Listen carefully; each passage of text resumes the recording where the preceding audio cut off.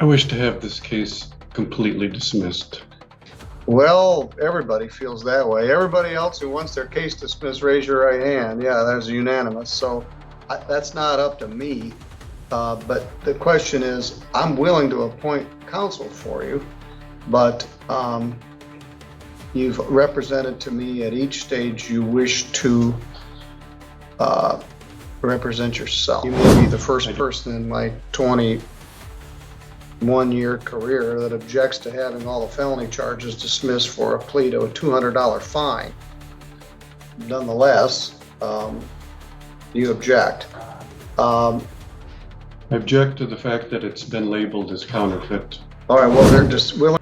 You and I have a fundamental disagreement about what it means to operate a vehicle or what it means to travel.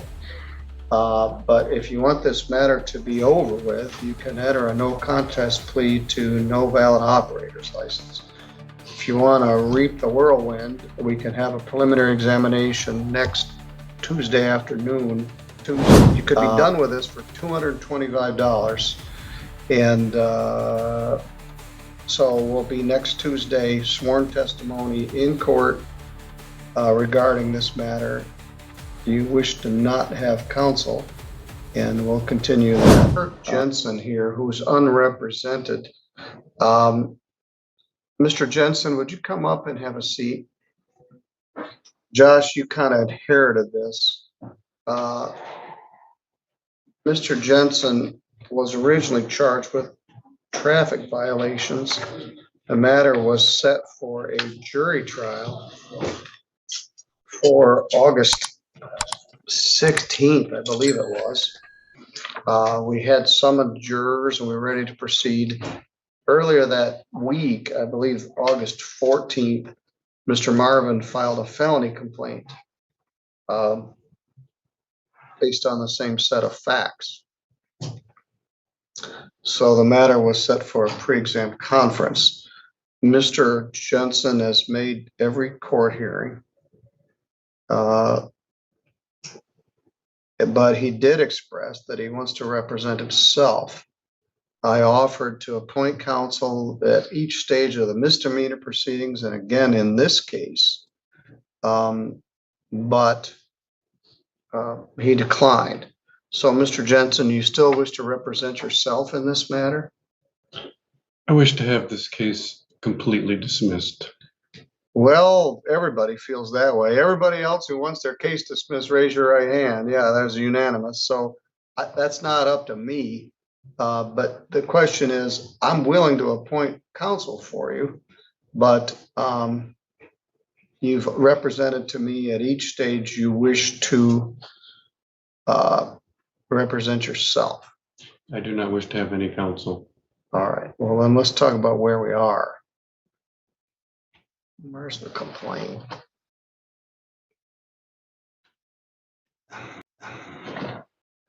The complaint alleges that on or about April 6th in Lockport Township that you did obstruct justice by preferring a counterfeit U.S. passport and counterfeit international driver's license at the time of a lawful traffic stop, an attempt to avoid criminal liability for driving without a license.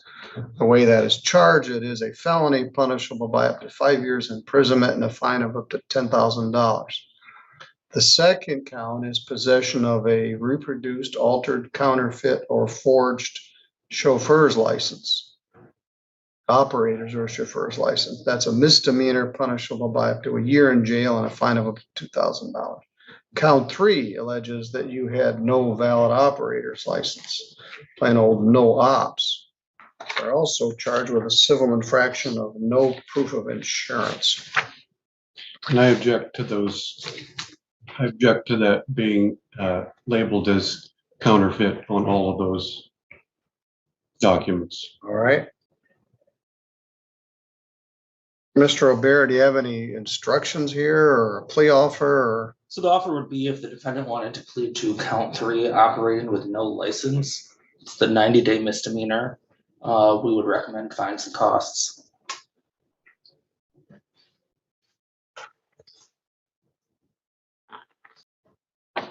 I object to that, and I I will not consent to that either. All right, let me unpack that a little bit. All right, you're charged with a felony, and you're charged with possession of a false or forged counterfeit license. You're also charged with no proof of insurance.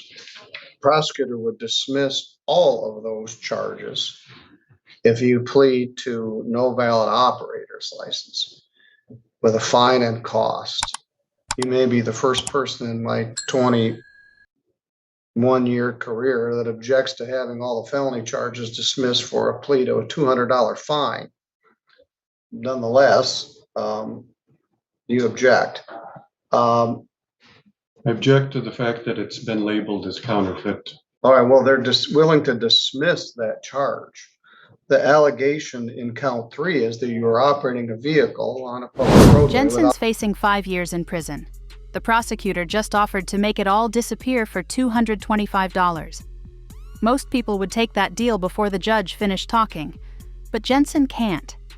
Because accepting that deal means admitting he needs a license to drive. And that admission destroys everything he believes about being a free traveler, so he's choosing 5 years of risk over admitting he was wrong. That's not confidence. That's what happens when your identity depends on never backing down. Public roadway without having a valid license, sometimes called no ops or no valid operator's license. It's under 257301 of the Michigan Traffic Code. It's punishable by up to 90 days in jail and a fine of up to $100. It carries 2 points and it goes on your driving record. If you plead guilty to that charge, I'm going to fine you $225. I'm going to give you time to pay it, and the matter will be done. If you don't wish to plead to that, we're going to have a preliminary examination next Wednesday, where the prosecutor will attempt to bind you over to circuit court on felony charges and continue the matter for a felony conviction with potential prison sentence.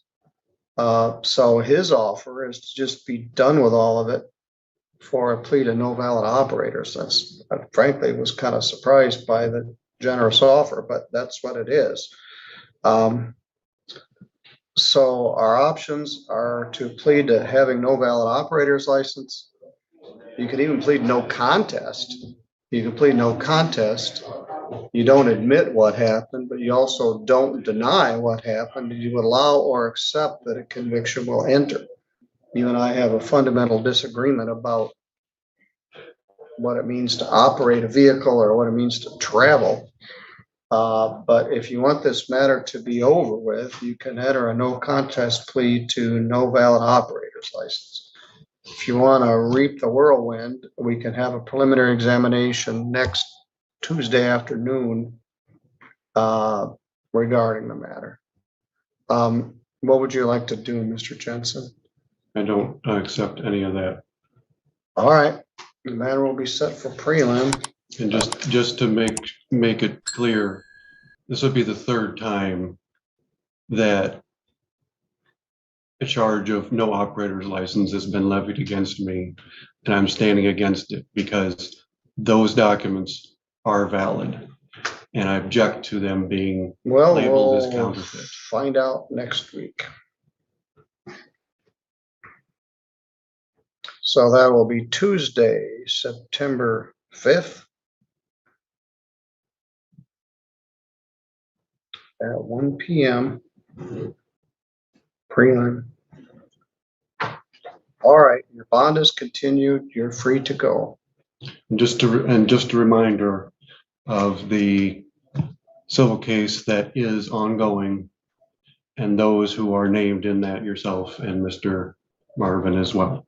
Just to make sure that Which civil case is that? civil case, the notices, and all the recusals and everything that's been filed into this case that I've been filing in. Just to make note of that it is, on the record. Well, let's take a look. Oh, you filed a